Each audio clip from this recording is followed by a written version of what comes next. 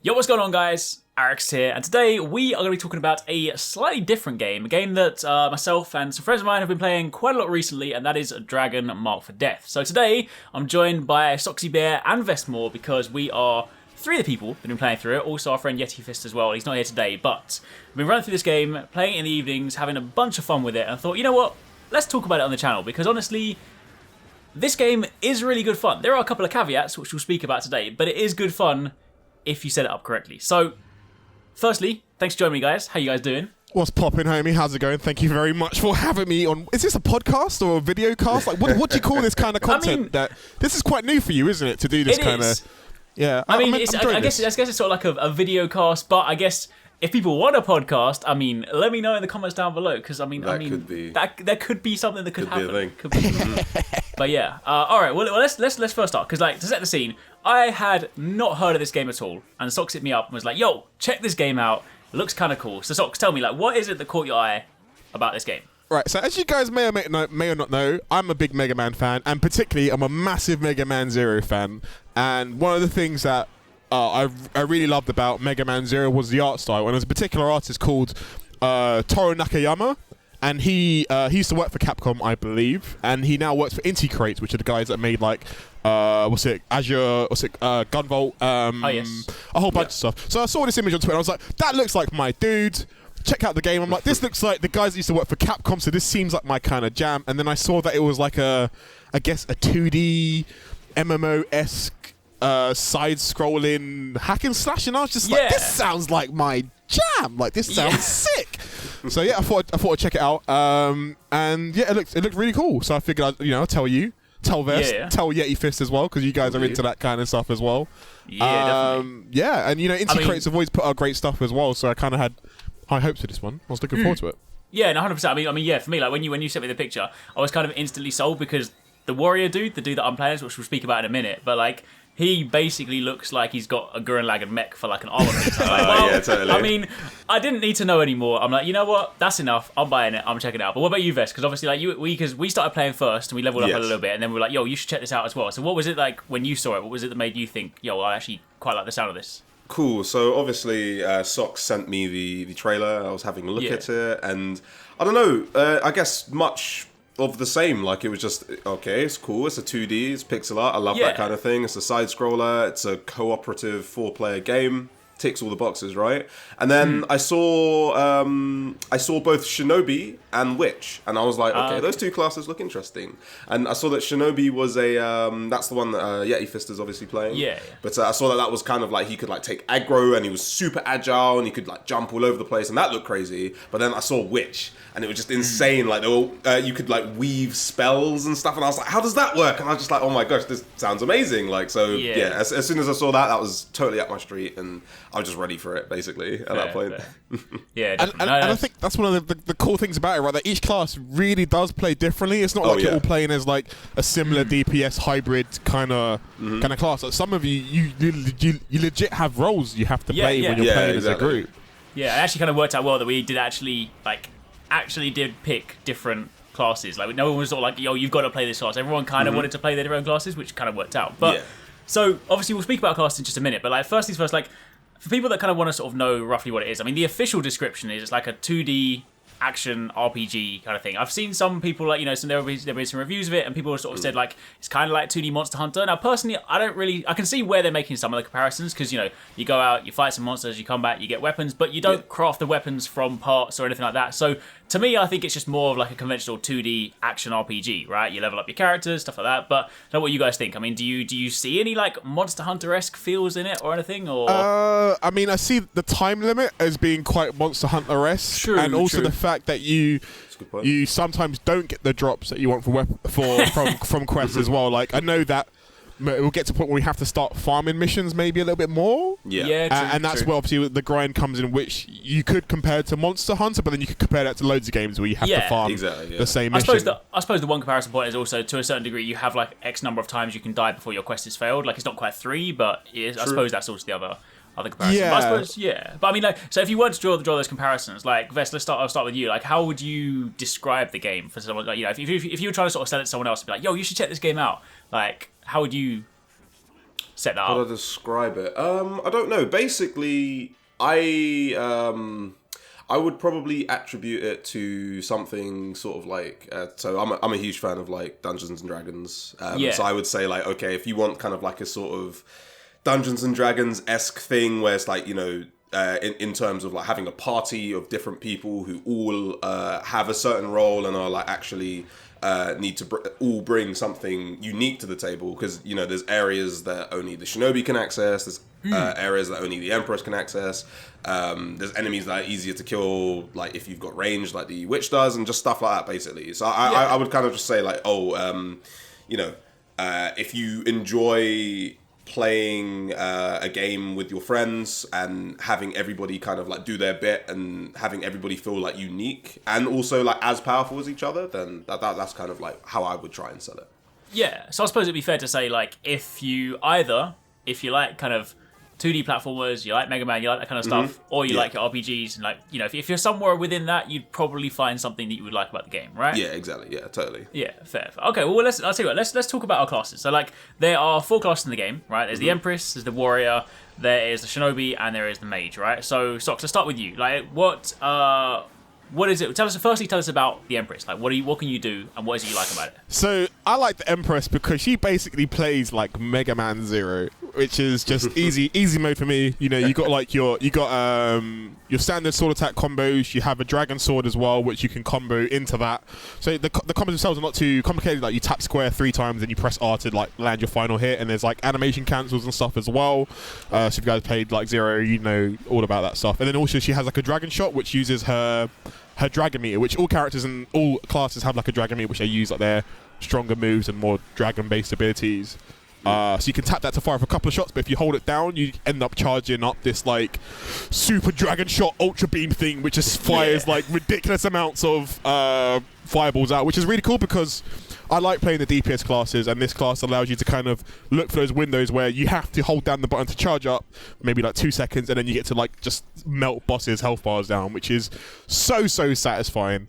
I was kind of tossing and turning between picking that class and the Shinobi because I do like the fast-paced classes, but I feel like going for the Zero S class was definitely the one for me. I am having so much fun. She also has like a whip, so she can whip up into the sky and like grab like things hanging, so she can like swing, which is like her unique ability, which is pretty cool. So she can reach areas that even like the Shinobi can't get to, which is very cool. Having a lot of fun with that, man. I think it's sort of fair to say as well, like, if you were picking up the game and you kind of weren't sure where you want to be as well, I think Empress is probably the best, like, all-rounded one where, like, if you were going to sort of jump in, kind of, you know, good balance of, like, survivability, damage, and, like, accessibility and stuff. So it's probably She is the basic homie of the group. No, but she has a lot of tools, man. She has a lot of tools. It's fun. No, 100%, yeah. So before I speak to Vest about your character, because your character's kind of complicated. So like, I picked the warrior class, right? Partly because, I mean, as I said, like, it kind of just looks like I've got a Gurren Lagann mech as a chess piece, which I'm a huge fan of anyway. But more to the point, more recently I've just started liking playing tank characters, like the heavier characters. So, you know, you've got like in terms of combos, you don't have too much. You've got a standard like slash attack, you've got a charge attack you can hold down, and you then have a shield, which obviously you can use to, if you time it correctly, you can bounce attacks off, but also you can just basically use it to defend and kind of deflect things. And if your team group up on you, you kind of provide like a moderate heal. You're not like a healer class, but you provide like a moderate heal. So if there's like a really damaging effect, people can group up on you, you can get behind the shield, and it's just super useful. You do also have like a rage mechanic. You can basically activate that. You take more damage in this, but you do more damage, so it's kind of that sort of, you know, balance thing. And then outside of that, there's like a powerful sort of charge attack you've got. So your moves aren't, you know, you're not as mobile because you are the heavy sort of tank, but you do a lot of damage, but also you're basically going to be sort of like sitting there trying to sort of protect your team as well. So yeah, did you find your class quite easy to get to grips with? Because mine was obviously like, if you've ever played a Mega Man Zero game or any kind of game where you have like sword and shooting, it was just easy to like work out. Did you find your character a little bit hard to get to grips with at first, or was it? I'd say like initially, because the very first time I played it, I played a little bit solo, which was like a completely different experience, which we'll touch on in a second. But then when we played together, it largely speaking clicked. The thing I'm still sort of like trying to find the perfect balance for, like we spoke about it last night when we were playing, is that like a lot of the time if I'm playing in a team, I want to sort of be able to have my shield ready, which uses my meter. So then if I go into the damage mode, that consumes my meter, which I kind of don't want to use too much, because then if there's a point where you're like, yo, we need your shield because there's a big powerful attack coming in, I feel like I haven't quite struck the perfect balance yet of like when to use both. But like largely speaking, it is still pretty simple, right? He's a warrior, he hits hard, he can defend stuff, and he's got a lot of health, so he is basically your tank.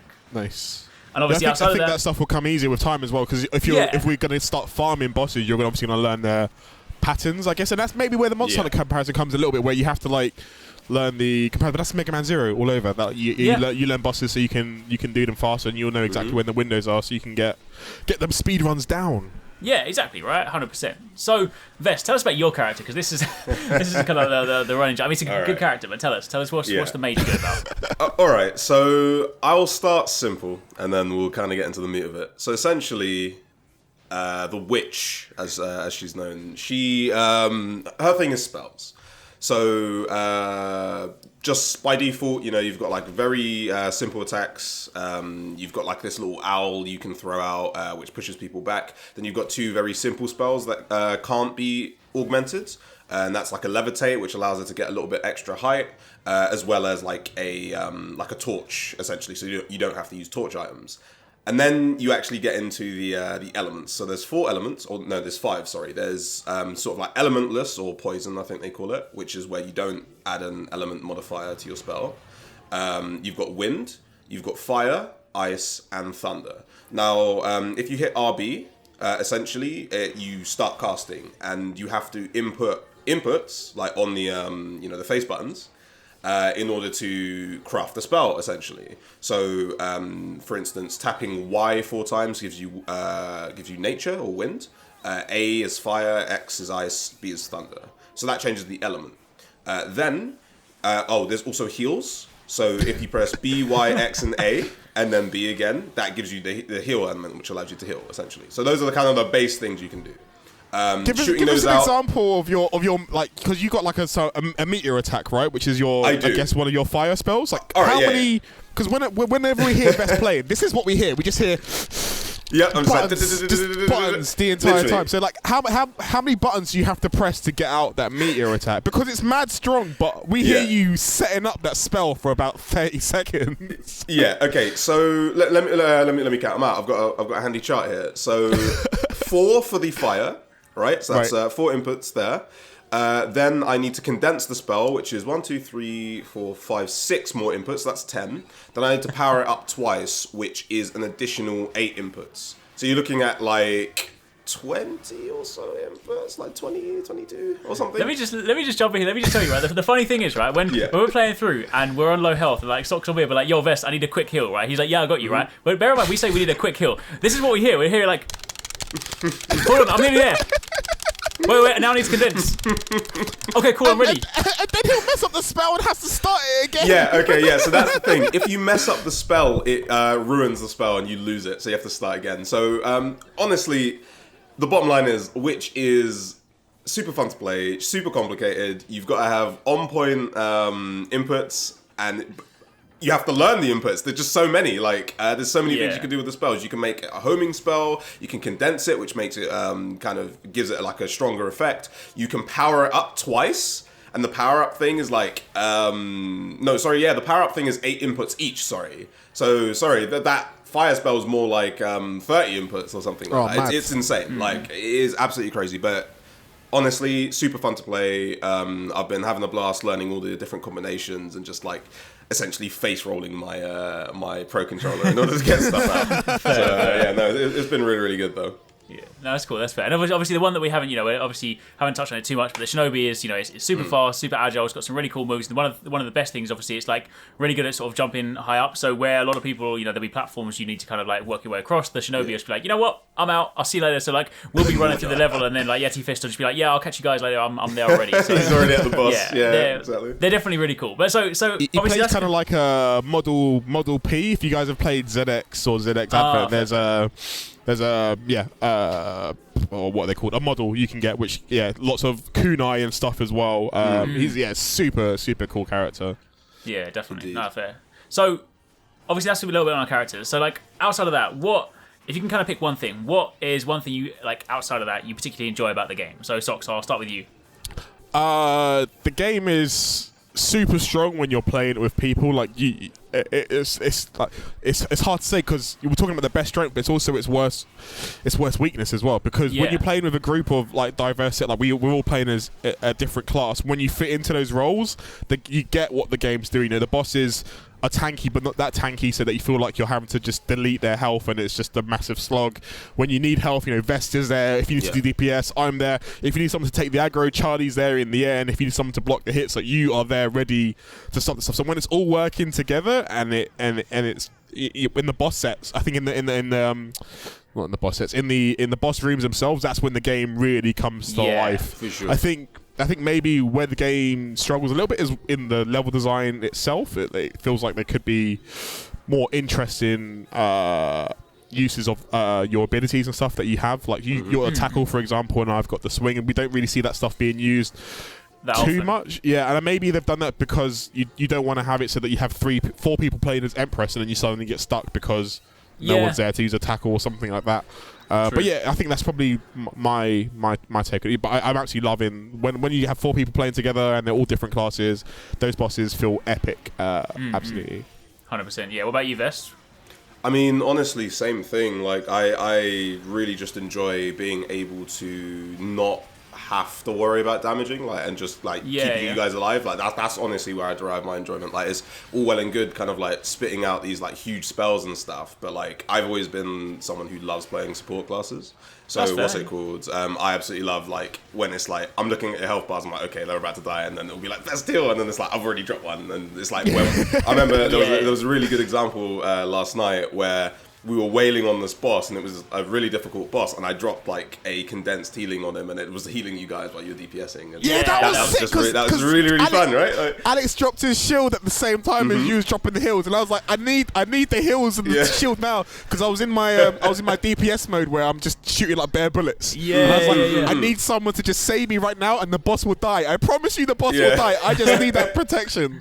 That's when the game is sick. That's when the game. And I think also one of the things, one of the highlights that we kind of didn't touch on, but there's a thing that we've like, it's not what it's called, but we've been calling it the Smash Ball. If you play Smash Bros, right, there's basically like when you're fighting some bosses, there'll be like an item that comes on screen, and when you collect it, it's basically like getting your ultimate, because what happens is it maxes out you get this really cool thing that happens on screen, like you see all the little panels come up, your characters, you know, like my character gets this crazy dragon that comes out of him, and then your energy meter that you would normally consume to use your abilities is just infinitely like maxed, so you can spam all of your abilities. So I can just sit there with the shield up permanently. Socks can sit there and fire out like infinite fireballs. Like Vest could just rain down meteors. Shinobi character can just like fire out like all the kunai, and it's nutty, right? It's like you don't see it that often, and it normally comes in towards the end of a boss fight where you're basically gonna win anyway. So it's not like broken, but you get to a point where it's like, if you got this, I mean, it's game, set, and match, right? Like, but that's really sort of like where it takes like, you know, it takes all of that and suddenly just like it gives you the hyper like alpha remix. Insane. So, yeah. That's when I do my damage, because like literally you would just see like meteorites filling the screen, and they're like, calm down. I'm like, calm down, Vest. I thought I was like the highest damage dealer, and then Vest comes out with like these full widescreen fireballs that are just taking out like bosses like it's nothing. It was mental. God. Yeah, no, definitely, 100%. Yeah, so I think kind of the surrounding point for anyone sort of like is watching this and thinking, you know what, this sounds kind of interesting. I think the one thing that you need to keep in mind, right, is that we have all had a chance to experience this game solo and together, and like the unfortunate reality is like, if you are going to play this solo, it's probably not going to be the most enjoyable. Like, I played through a couple of missions solo with the tank, and especially early game, it took like 10 minutes to defeat a boss, whereas normally it won't take you that long because it's just quite grindy. And I feel like a lot of, you know, this is definitely a game that is supposed to be played with friends. So if you have the opportunity to play it with people, it is 100% worth it. It also does have online matchmaking anyway, so like you can play online with people. So there is the potential for that. But I will say that, it's not... There's no scaling on the enemies, so if you like, every enemy is essentially made for 4 people to like work on, and then you're taking away a fourth of that when you play by yourself, and the game doesn't really account for that. So you're going to have a worse time playing it on your ones. I think if you did watch the video and you're like, you know what, I really still want to check it out. I feel like if you were gonna play it solo and you're like, I don't care what you're saying, I'm gonna try it anyway.